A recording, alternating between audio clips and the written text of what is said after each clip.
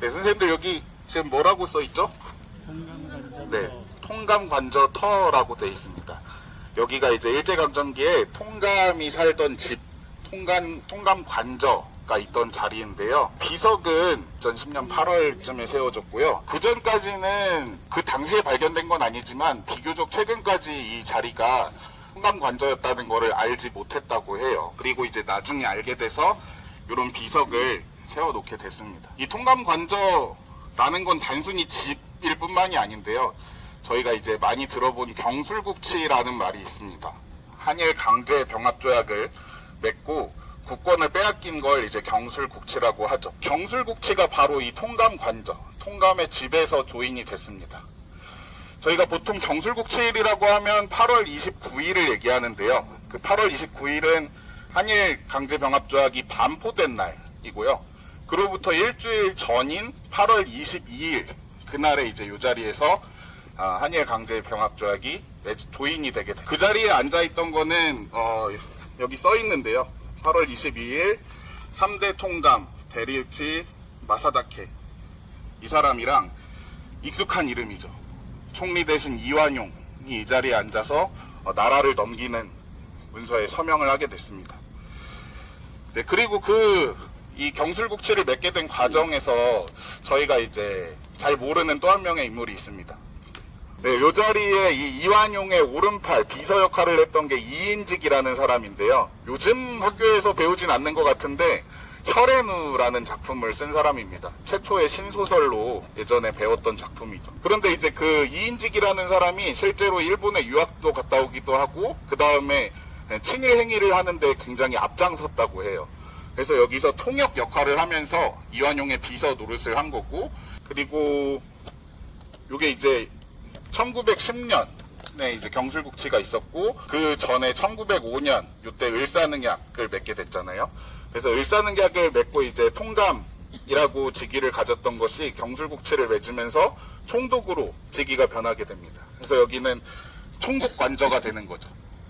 그리고 이 자리에 있다가, 그런데 우리가 흔히 알기로 이제 총독부라고 부르는 건물의 위치는 경복궁 쪽을 얘기하잖아요. 거기는 이제 39년도에 자리를 옮기게 되는 거죠. 그때까지는 요 자리가 이제 총독이 생활하던 집이 되겠습니다. 요거는 거꾸로 선 동상이라고 합니다. 여기 보시면 하야시 곤스케라고 하는 일본 귀족의 동상이 있던 자리예요. 근데 그게 해방 이후에 파괴가 됐고 여기 널브러져 있던 거죠. 그래서 사람들이 벤치로 쓰고 막 그렇게 했다고 하더라고요. 근데 이제 이걸 나중에 알게 돼서 이걸 어떻게 이 자리에 그대로 둘 수 있냐 라고 하면서 위에 동상 부분은 이미 철거돼서 없어졌고 이 밑에 부분을 거꾸로 박아 놓은 겁니다. 이 하야시 곤스케라는 사람은 한일 의정서라든지 아니면 을사늑약을 맺는데 일조를 했던 사람입니다.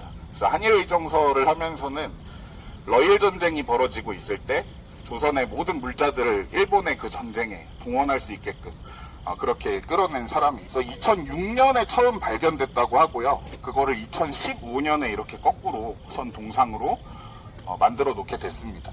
여기가 이렇게 늦게 발견된 이유는 이 자리가 이제 후에 중앙정보부 건물이 들어서고 안기부로 이어지고 그래요. 그래서 민간인들이 함부로 들어올 수가 없는 장소였던 거죠. 그래서 이제 발견이 안 됐고요.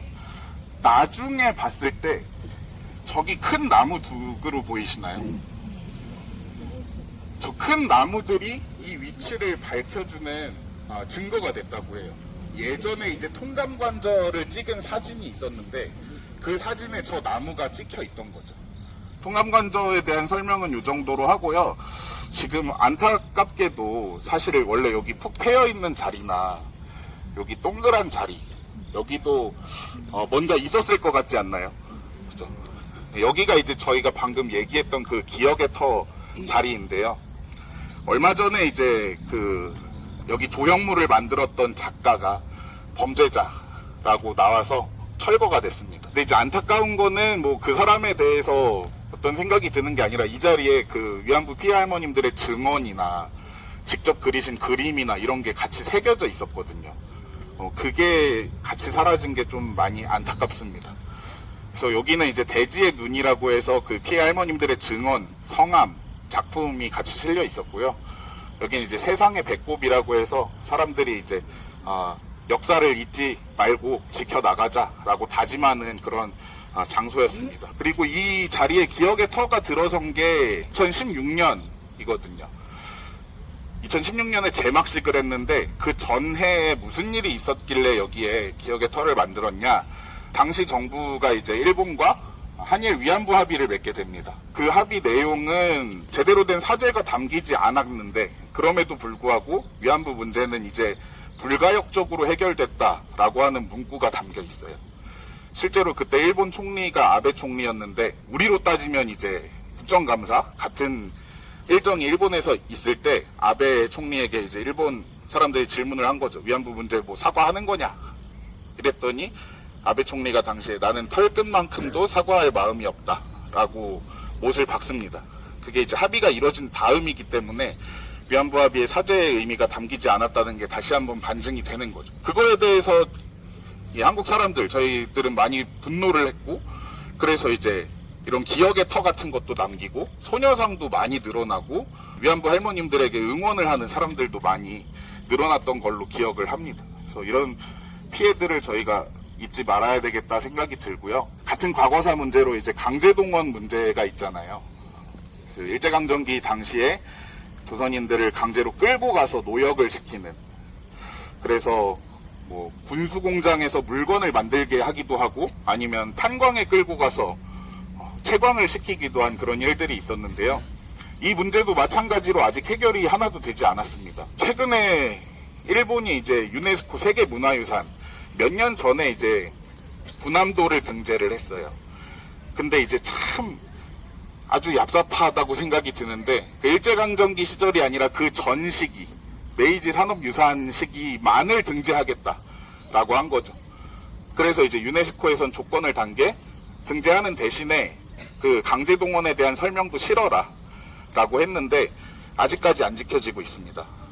그리고도 사도광산이라는 곳을 또 등재하려고 하고 있고요. 이런 태도에 대해서 지금 한국 정부는 뭐 마땅한 태도를 마땅한 대응을 보이고 있지 않는데요. 예를 들어서 지금 한국 정부의 강제동원 해법에 대한 입장, 한국 정부가 세운 재단에 한국 기업들의 성금으로 피해자들에게 배상을 하겠다라는 게 한국 정부의 입장입니다. 피해자분들이 배상금을 요구할 때는 일본과 일본 전범 기업들의 사과를 전제로 하셨어요. 근데 이 사과의 의미가 담기지 않은 돈은 사실은 배상금이라고 할 수가 없죠. 배상이 아니니까. 근데 이제 그거를 해법이라고 내세우고 있고, 그래서 피해자분들 중에 몇 분이 난 받지 않겠다라고 하니까 법원을 통해서 공탁하려고 합니다. 이제 법원에 맡기면 지급한 걸로 퉁치는. 근데 이제 법원 입장에서도 이건 제3자, 가해자도 아닌 사람이 주는 돈이고 게다가 피해자가 안 받겠다라고 한다라고 해서 12곳의 법원이 최근에 다 거절을 했습니다. 근데 그 과정에서 이제 외교부가 법원에 보낸 그 의견서가 밝혀졌는데요. 거기 보면은 우리 헌법상 사과를 강제할 수 없다. 그리고 지금 정부의 이 강제동원 해법을 이루는 것이 국익이다. 이런 식의 표현들이 들어간 게 뉴스로 나오더라고요.